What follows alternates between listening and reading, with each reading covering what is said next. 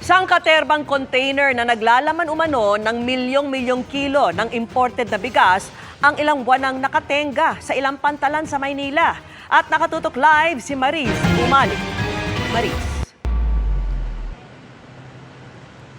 Vicky, habang patuloy na umaaray ang ating mga kababayan sa mahal na presyo ng bigas, alam niyo po ba na dito sa Manila International Container Terminal at South Harbor, milyon-milyong kilo nga ng bigas ang nakatenga lang at hindi pa rin inilalabas ng mga consignee ayon sa Philippine Ports Authority o PPA.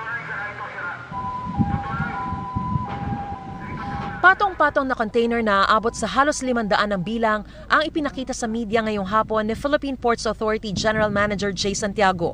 Hindi raw nila maaaring buksan ito dahil pribadong pag-aari ng mga consignee at kinakailangan din ng presensya ng Bureau of Customs. Pero ayon kay GM Santiago, imported na bigas daw ang laman nito.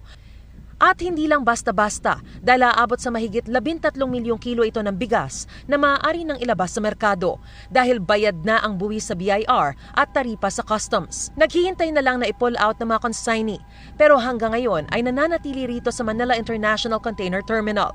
Bukod pa yan sa 21 namang container van o aabot sa halos 600 kilo ng bigas na maaari na ring ilabas sa South Harbor pero nananatiling nakatambak dito.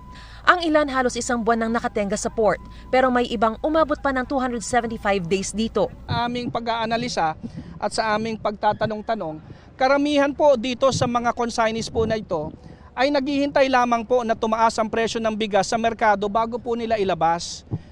Matatawag na nating hoarding yan.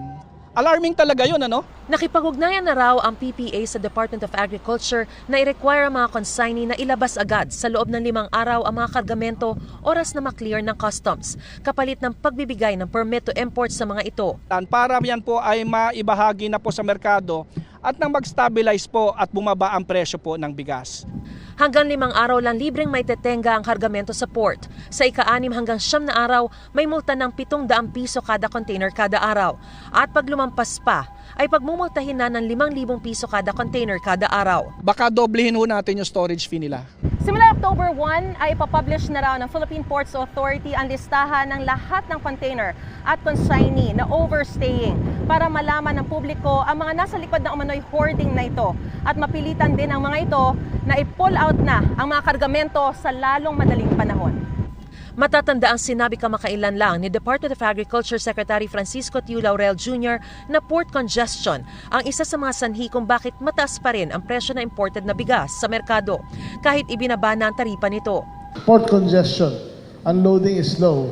Where that is record, what I'm saying, the amount is recorded, tax paid, landed. But there's 20 ships in Bataan waiting to be unloaded. There's Subic, Manila, Batangas. Pero pinabulaanan nito ni GM Santiago. Matagal na panahon na po na wala tayong port congestion. Makikita po nating maluwag pa po, no, ang ating container yards, and it is unfair that there will be attributions na ang port congestion kung saan ang PPA ang dapat na namamahala ay nakakadagdag sa presyo ng bigas na malayo sa katotohanan. Vicky, ayon sa Philippine Ports Authority ay nasa 20 ang mga consignee na nasa listahan nilang nagmamay-ari na mga hindi pa rin inilalabas ng mga kargamento. Nananawagan naman ng PPA sa Department of Agriculture na reviewin na ang estado ng mga consignee ito. Vicky? Maris, kung patuloy na mananatili riyan itong mga container van na ito na naglalaman umano ng imported na bigas, bukod sa multa, ano ba ang pwedeng kaharapin sa batas nitong mga importer na ito? Vicky, bukod nga sa multa, pwede rin silang isyuhan ng Department of Agriculture ng show cause order para pagpaliwanagin kung bakit hindi dapat kanselahin yung kanilang mga import permit. Posible rin silang kasuhan ng Department of Justice ng economic sabotage. At kahit na nakapagbayad na sila ng kanilang mga duties at taxes at cleared na sila sa Bureau of Customs, Vicky, kapag hindi pa rin nila nailabas ang mga kargamentong ito, matapos ang 30 araw ay pwede na raw ipasubasta ang mga kargamentong ito. Vicky? Alright. Okay, maraming salamat sa iyo, Maris Umali.